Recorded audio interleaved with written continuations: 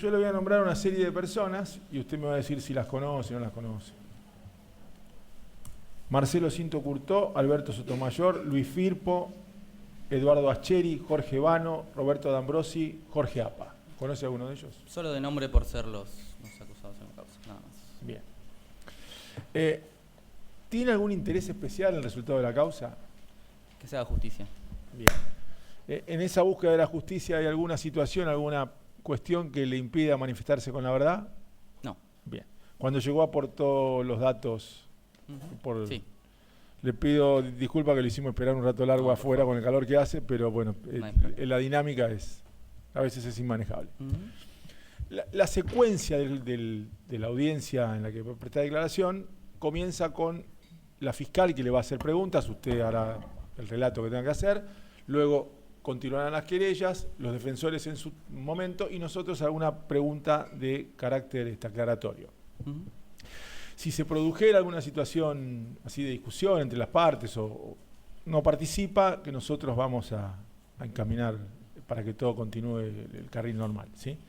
¿Las partes tienen alguna observación con relación a la generalidad de la ley y a las cuestiones vinculadas a la identificación del testigo? Bien. Doctora. Sí, gracias. Buenos días, Días. Oscar. Gracias por venir a dar tu aporte. Primero, lo primero que te voy a preguntar o pedir es que le cuentes al tribunal, que nos cuentes cuál es tu vínculo con Ángel Servando Benítez y con Jorge Benítez, cuál es tu vínculo. Y a partir de eso, nos des un relato sobre lo que supiste en relación a sus militancias y a sus secuestros. Sí, antes que nada pido permiso para usar un pequeño, acá, ayuda a memoria. Bueno, Jorge era mi hermano, es hijo de mi papá y del primer matrimonio de mi papá, con Nélida Rey, y Ángel era mi tío, el hermano menor de mi papá. Sí, a mí me interesaba poder comenzar contando un poco la historia de mi papá en relación a la militancia, que fue un poco el referente de ellos y el que empezó un poco el transitar de la familia en la militancia, en Montoneros particularmente, y que me parece importante como para entender un poco ese recorrido. Bueno, mi papá era chaqueño, como Jorge y como Ángel. Él nació en el 40, en una familia muy humilde en el Chaco. Su papá era policía de los territorios nacionales, de lo que era el territorio nacional del presidente Perón en realidad en ese momento. Y cuentan los relatos familiares que era una familia, digamos, politizada en algún punto donde por lo menos se tenían conversaciones en relación a la política. Pero hay un primer dato que a mí me parece interesante o importante para entender, digamos, ciertas ideas o ciertos posicionamientos que él tenía, que es que, bueno, que él vivió el primer peronismo directamente, ¿no? O sea, fue, no sé, la Fundación Evita lo llevó a conocer el mar, por ejemplo, ¿no? Ese tipo de cosas que siempre eran relatos familiares, que eran importantes para él. Y bueno, mi abuelo, Servando, él era analfabeto, o sea, sabía firmar y algunas cositas más que le permitían hacer su trabajo, pero de ese hogar, digamos, muy humilde, mi papá pudo ir a la universidad, saliendo de ese hogar, y creo que esa trayectoria también lo puso en contacto con una experiencia muy viva del peronismo que fue importante después. Bueno, él se va a estudiar a Resistencia, entiendo que ahí conoce a Nelly, que es la mamá de sus dos primeros hijos. En el 63 nace Jorge ahí en Resistencia. Después de que viven en Formosa algún tiempo, y en el 70 llega Juan José Castelli, porque le proponen dirigir una agencia del INTA que se estaba abriendo ahí, ¿no? Por primera vez. Él se dedicó a lo que se llama la extensión rural, que es, digamos, dentro de las ramas de la agronomía a la que él se dedicaba, es la que tiene que ver más con las cuestiones, o la que llega a atender ciertas cuestiones sociales de la vida en el campo, de los pobladores del campo, y eso tampoco era casual en algún punto, y también tuvo que ver con las relaciones que él pudo entablar en Juan José Castelli. Él no militaba en ese momento, pero sí formaba parte, digamos, de cierta generación que ocupaba algunos lugares ya en algunas instituciones, una generación más joven, digamos, que sí tenía algunas ideas en relación a cosas que le interesaba modificar y ciertas reflexiones en relación a lo que sucedía en el país, ¿no? Él en Castelli entabla relación con, digamos, conoce el trabajo de las ligas agrarias que se estaba realizando en esa zona, digamos, incluso en alguna zona él conoció ahí a Quique Lobey y algunos otros integrantes de las ligas. Pero bueno, básicamente el relato que yo tengo es que conocía su trabajo, digamos, y... Esto vos lo sabés porque lo hablaste con, claro, con tu padre. Claro. Sí, o sea, él te habló de Lobey. Sí. Yo lo que sé es que más que colaborar o participar seguro que no, pero incluso más allá de colaborar, compartían espacios sociales, digamos, reuniones, guitarreadas, eran parte de la misma generación y se cruzaban, y seguramente en esos encuentros conversaban y tenían reflexiones, ¿no?, sobre lo que sucedía en el país en ese momento. Y eso me parece que es un primer hito importante, un momento y algo importante para contar. En ese momento él también entabló una amistad incluso un poco más profunda con la monja Guillermina, que estaba realizando un trabajo en Misión Nueva Pompeya. Con ella sí sé que tenía una relación un poco más cercana.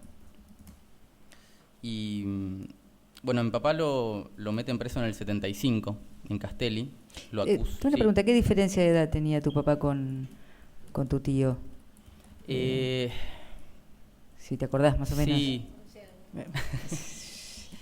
Entiendo que algo así. Sí. No recuerdo exactamente el año de... Mi papá nació en el 40. No recuerdo exactamente el año en el que nació Ángel. Hay un par de anécdotas familiares que también siempre circularon en mi casa, digamos, que tenían que ver con cómo era la vida en Castelli en ese momento para él. Él ocupaba este cargo en la estación experimental del INTA, y entiendo que alguna vez una persona ligada a una empresa que vendía tractores y le ofrecen algún acuerdo ahí poco transparente, una coima básicamente para favorecer a ciertas empresas por sobre otras, y él tiene ahí como una discusión muy fuerte. Y después hay también relato familiar, digo relato familiar porque eran eso, básicamente historias que se contaban en mi casa, que contaba mi papá, que lo invitan a dar una charla al Rotary Club de Castelli en ese momento, y que después de esa charla, en la conversación ahí con la gente, el jefe del Rotary Club, no sé cómo se llamaba, el presidente del Rotary Club, le dice que la solución al problema de los aborígenes en la zona, que era un tema muy presente, digamos, era esterilizar a las mujeres de los aborígenes. Y mi papá, que era bastante poco diplomático para algunas cosas, sé que también ahí tiene una discusión muy fuerte y se gana un par de enemistades. Pero la anécdota que a mí me parece que más importante, o el relato, la historia, es que en un momento a él le piden ayuda, le piden que vaya a buscar a los hijos de unos compañeros, de unos conocidos. Yo no sé si él los conocía personalmente, entiendo que no, pero creo que es Guillermina que le pide que vaya a buscar a los hijos de unos compañeros que estaban escapando en el monte, digamos, que estaban prófugos en el monte. ¿Esto supiste en qué año? Sí, esto es el 24 de noviembre del 75. Y lo sé porque él va a Nueva Pompeya a buscarlos, era un viaje largo en esa época. Va con un colega suyo que se llama Daniel Farana, trabajaba con él en el INTA. Van en 2 autos, y en el momento en el que él está viajando, digamos, allanan su casa. Y a partir de ese allanamiento le hacen una causa por tenencia de arma de guerra. Lo acusan y lo condenan por tenencia de una granada y de unos clavos Miguelito, que siempre mi papá contó que tuvo que preguntar lo que eran los clavos Miguelito porque no tenía idea. Yo después, revolviendo algunos papeles para para armar este testimonio, para reconstruir un poco los hechos, encontré incluso un fallo del Poder Judicial del Chaco, un fallo de mayo del 77, mi papá estuvo hasta noviembre del 77 preso, en el cual lo absuelven.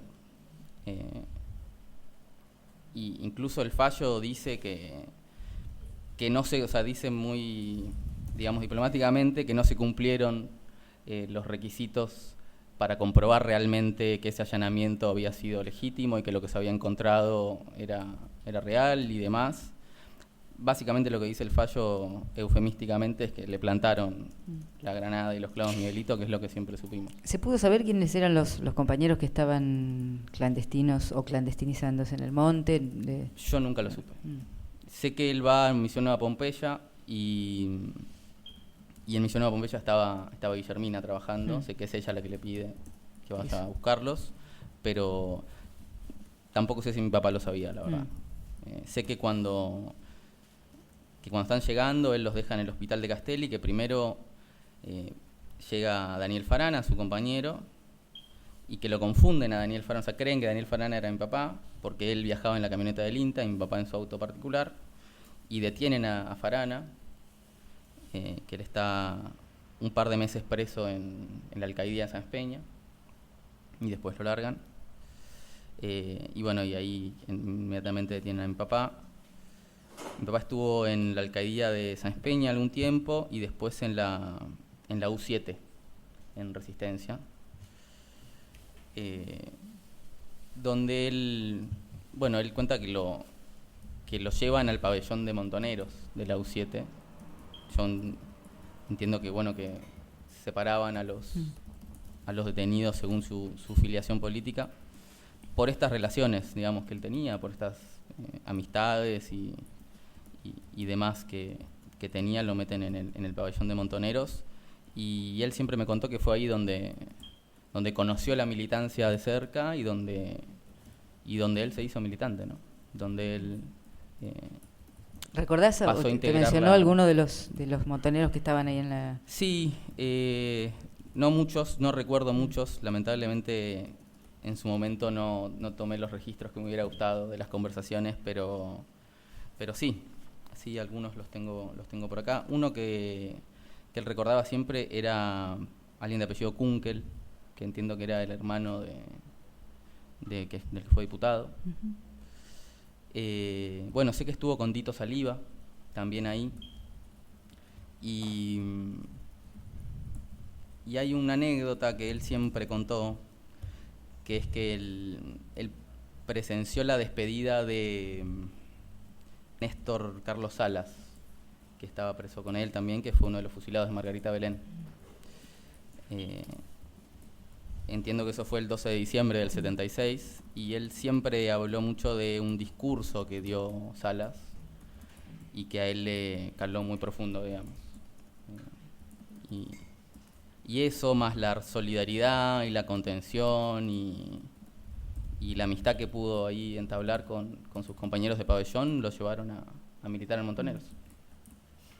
¿Te contó si durante el tiempo que estuvo en esta situación, Ángel lo visitaba? ¿Qué vínculo tenía Ángel con él? Sí, cuando él lo detiene en el 65, Nelly y Jorge y Dani estaban en Buenos Aires viviendo, se habían separado, y sé que ellos fueron a visitarlo, y sé también que Ángel, y entiendo que Beatriz también, viajaron a visitarlo. Sí, claro. Y bueno, y también sé que en esos años, digamos, muchos integrantes de su familia, su hermana Olga, su mamá, por supuesto, Nelly, Beatriz, empiezan las gestiones para que le pueda salir la opción para salir del país, ¿no? Bueno, a él lo absuelven de esta causa en mayo del 77, y él continúa detenido hasta noviembre del 77, cuando le dan la opción para salir del país. Yo sé que cuando le dan la opción, entiendo que en octubre él es trasladado a Caseros. En mi casa siempre hubo colgado un pergamino hecho a mano, con fibra, con un mensaje de aliento y demás, firmado por sus compañeros del pabellón 6. y fechado en Buenos Aires en noviembre del 77, que es cuando él viaja a España.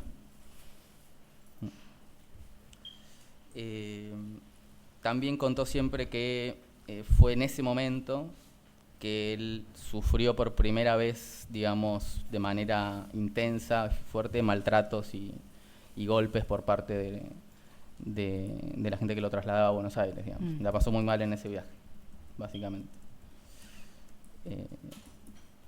Eso. Sobre el periodo de España que te contó, que pudiste reconstruir. Vos dijiste que él ya salió de prisión militando Sí. en Montoneros. Sí, militando en Montoneros.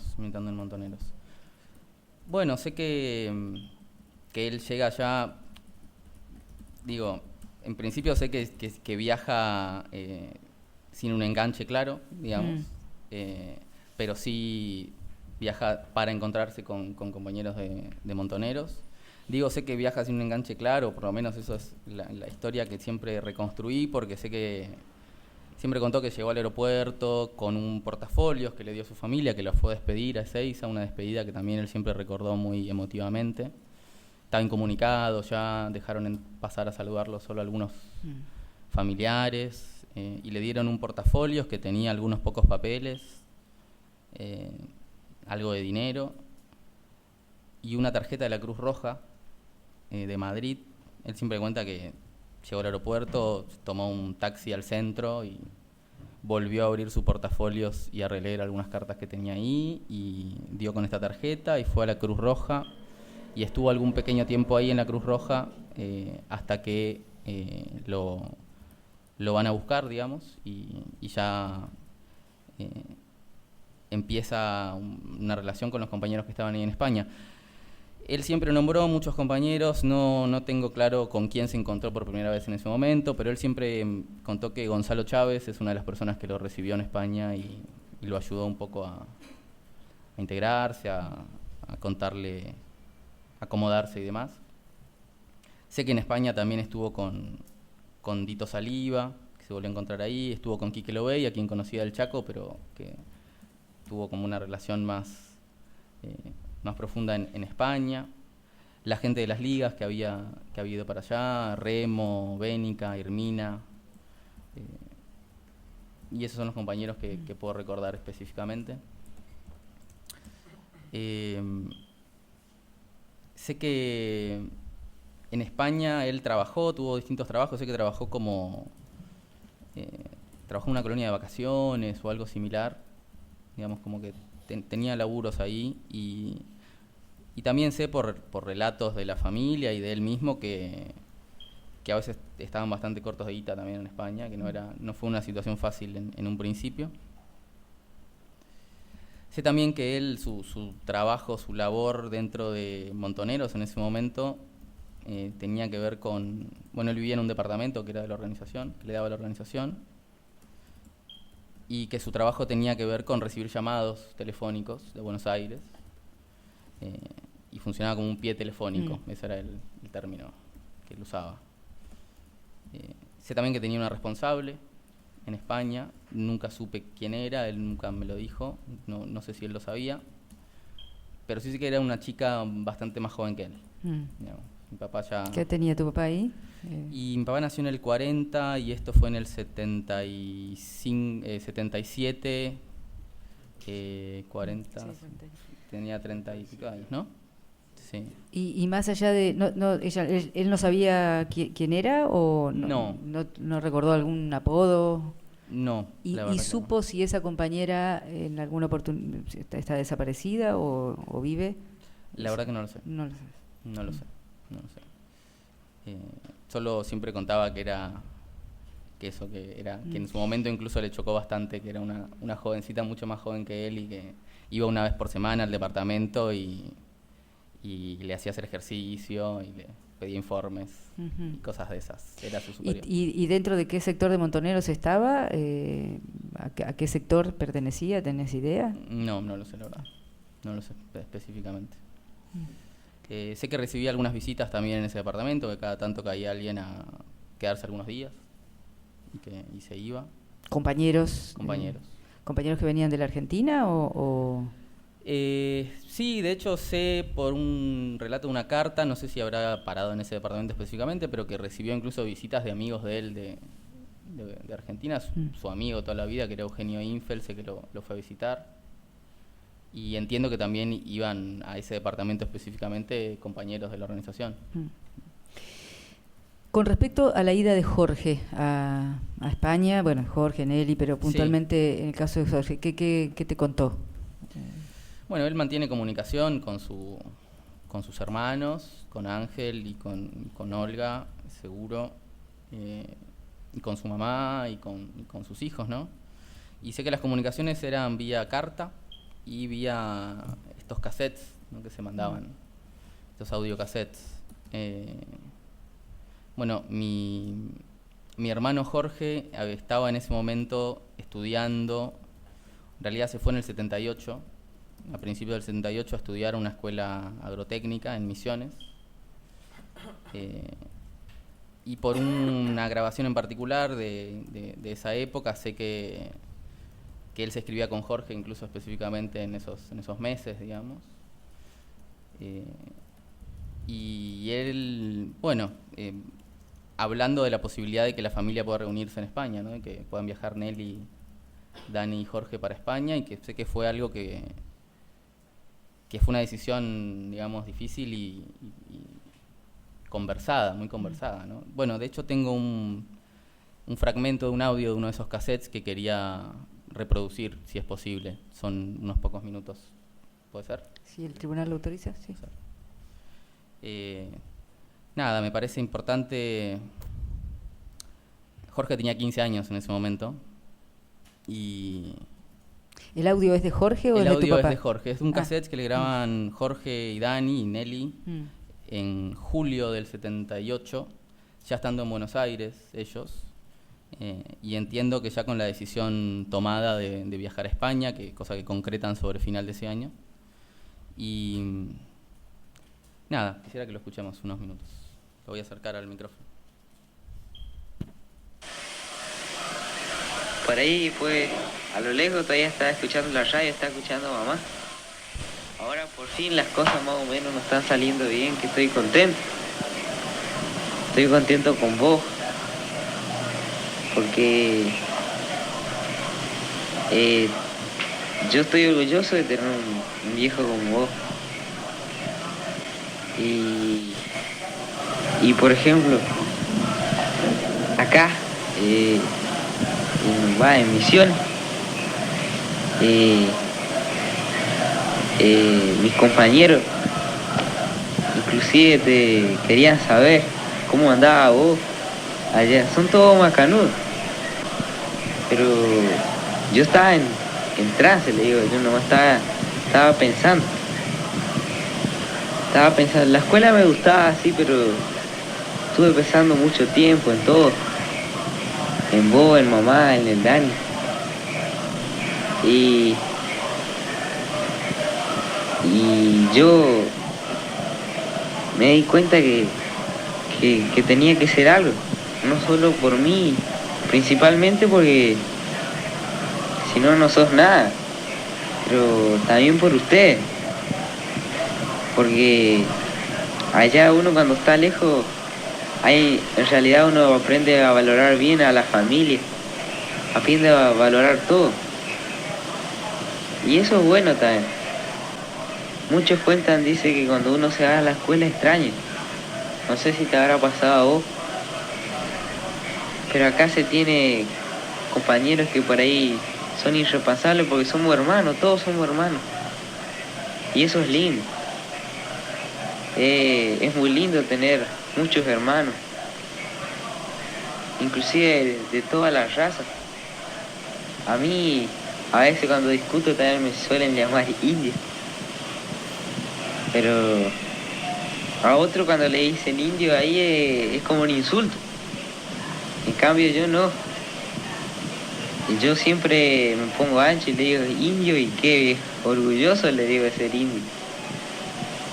Y incluso algunos no me llaman Chaco, hay uno que me llama Tóbano, me llama así. Pero porque al final ellos son dueños de esto, ¿no? Que nosotros le vamos a estar insultando. Y yo te estaba por decir que a mí me gustaría hacer algo para trabajar, inclusive para el Chaco. Todos me preguntan cuando son, ¿y dónde van a ir? Cuando se reciban, hablamos así entre nosotros, ¿no? Y yo digo que voy a ir al Chaco. Yo siempre lo quise al Chaco, no sé por qué, porque debe ser que dejé amigos allá. Y además estaba parte de mí en el Chaco. Estaba mi pueblo ahí, Castelli. El monte ese que era virgen. Y que estaba tanto para trabajar, para mejorar, para hacer valer a nuestra provincia.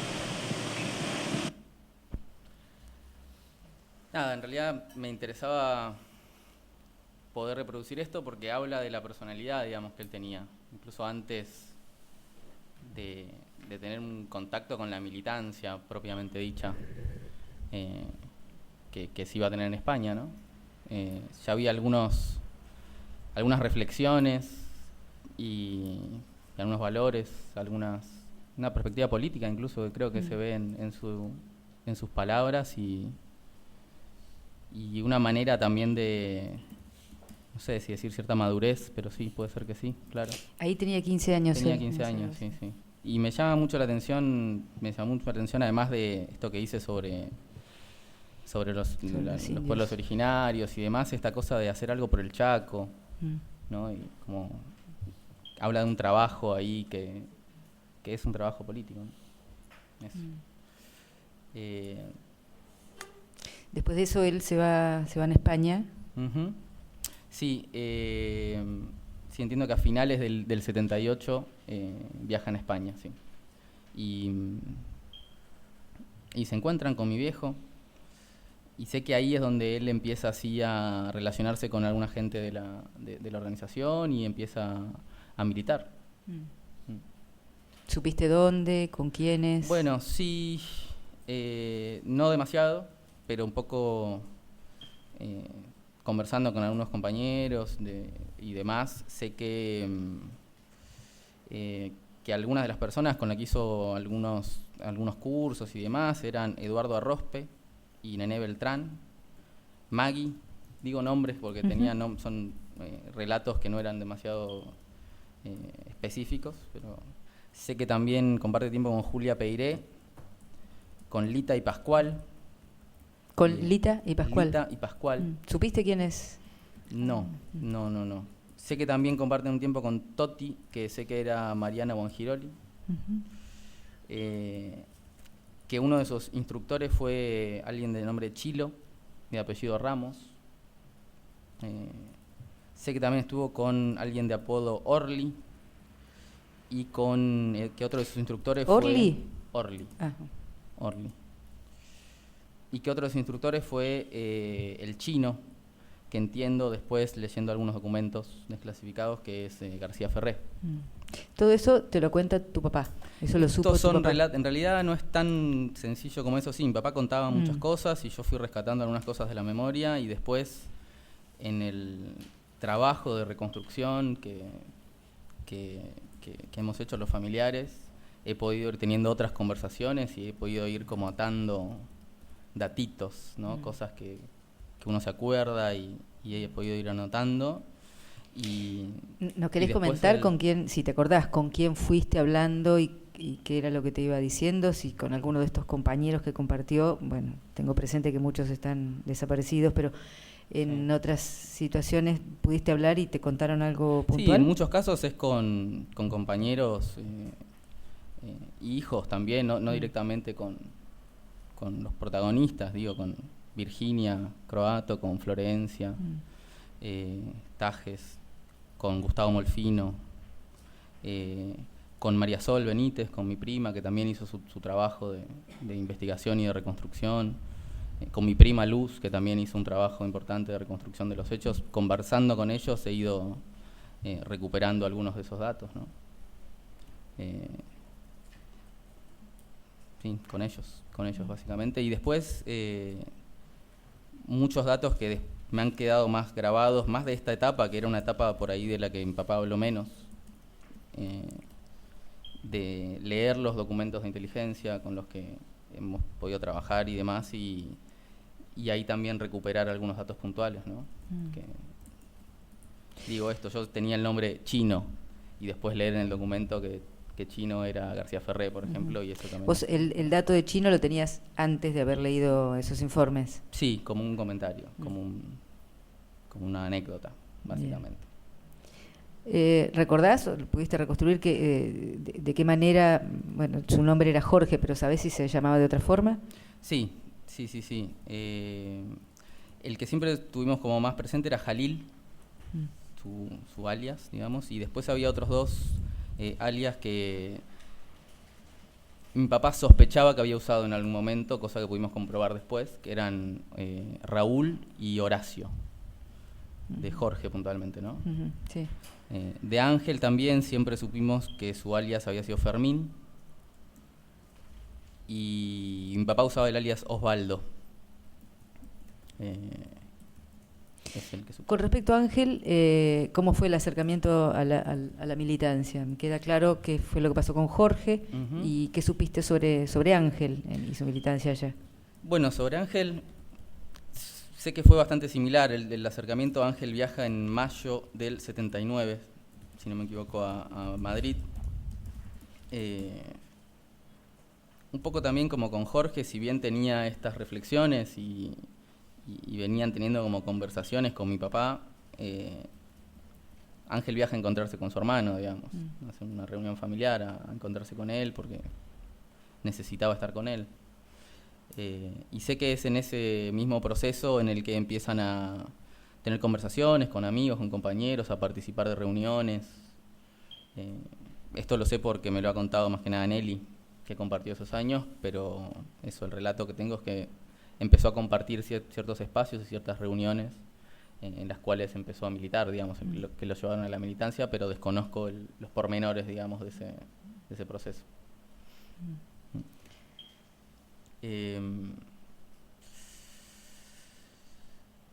No sé si querés seguir vos o te hago alguna pregunta. Como quieras. No, bueno, a partir de eso, vos decís que bueno, que él estuvo haciendo cursos con esta gente. ¿Supiste si compartió esos cursos con Ángel? Entiendo que los hicieron juntos. Y con respecto a la decisión de volver a la Argentina, ¿tenés ideas cómo se gestó, cómo se generó, si se sabía, pudiste reconstruir entre quiénes venían, cómo venían, por dónde venían? Sí. Quiero volver un cachito a una cuestión muy puntual que me acuerdo ahora, que es de esa época en España. Hay algunas fotos que había, yo algunas tuve, algunos originales, otras no. Pero hay unas fotos que entiendo que eran de un casamiento, donde aparece el padre Adur y donde aparecen otros compañeros. La tengo acá, es una impresa.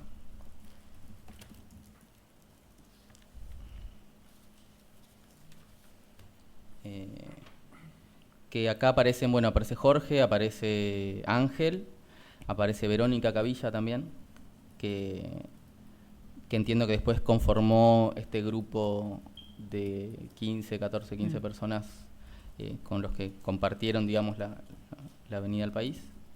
Y aparece el Pato Zucker también, entiendo que es el casamiento del Pato Zucker, y hay un bautismo.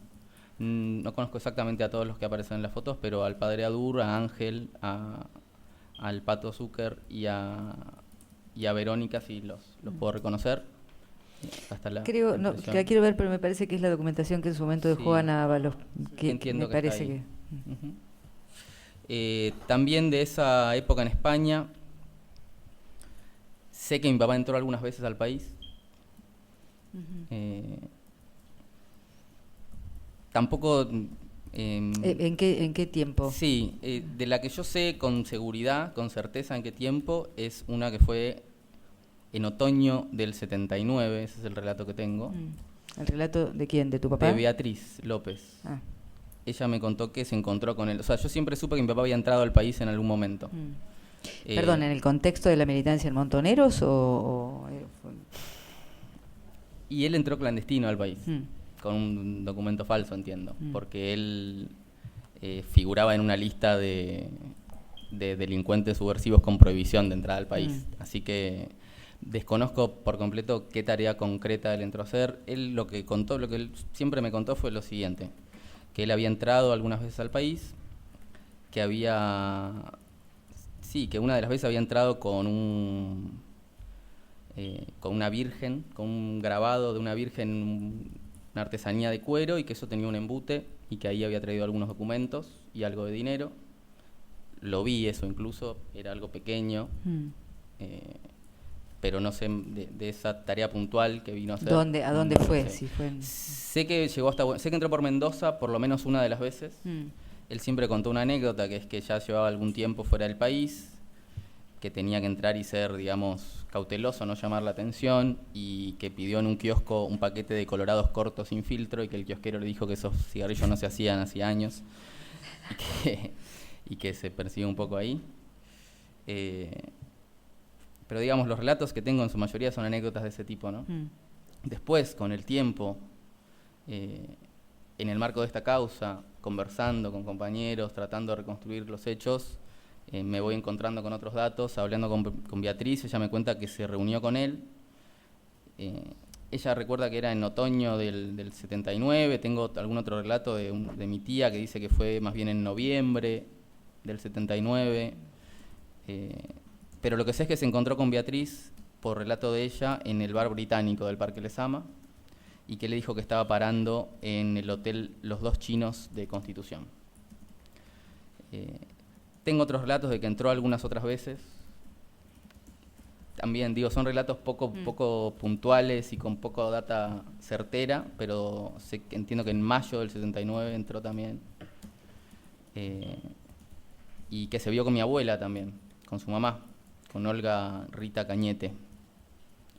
Pero eso, fueron reconstrucciones, a veces un poco agarraditas así de datos pequeños. Pero bueno, como te decía, eran anécdotas y relatos que después en la conversación con otros compañeros hay algunos datos que pude ir ajustando y confirmando, por ejemplo, el encuentro con Beatriz, ¿no? Con Beatriz.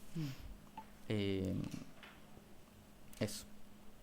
Te había preguntado por el ingreso de... ¿Tu papá supo en qué contexto de militancia entraba su hijo, o sea, Jorge? ¿Hablaron? ¿Qué datos tenía él? Sí. Sí, claro, él sabía en qué contexto entraba. Sabía que estaba formando parte de la contraofensiva. ¿Quién era el responsable? ¿Quién era, digo, más allá de eso, si es que lo pudo saber? Eso no sé si lo pudo saber, la verdad. No me lo dijo. Sí, sé que a finales del 79 Nelly pide verlo, sabiendo que iban, ya estando en conocimiento de que iban a entrar al país. Nelly pide verlo y tienen un último encuentro a finales del 79. Y es la última vez que ellos lo ven, digamos. He intentado, hablando con algunos compañeros que sé que compartieron algo con ellos en España, de los cuales no he podido ubicar demasiada gente que haya compartido con ellos tiempo en España puntualmente. Pero bueno, sé que claramente ya sabían, ¿no? O sea, que ya habían tomado la decisión de entrar al país. Pero esos son los datos que tengo en relación a Madrid, digamos, y a su estancia en España. Perdón la interrupción. Sí. La señora fiscal, si me lo permite, vamos a hacer un corte intermedio de 2 minutos, ¿puede ser? Sí, no tengo problema. Bien, gracias. Hacemos un corte intermedio de 2 minutos.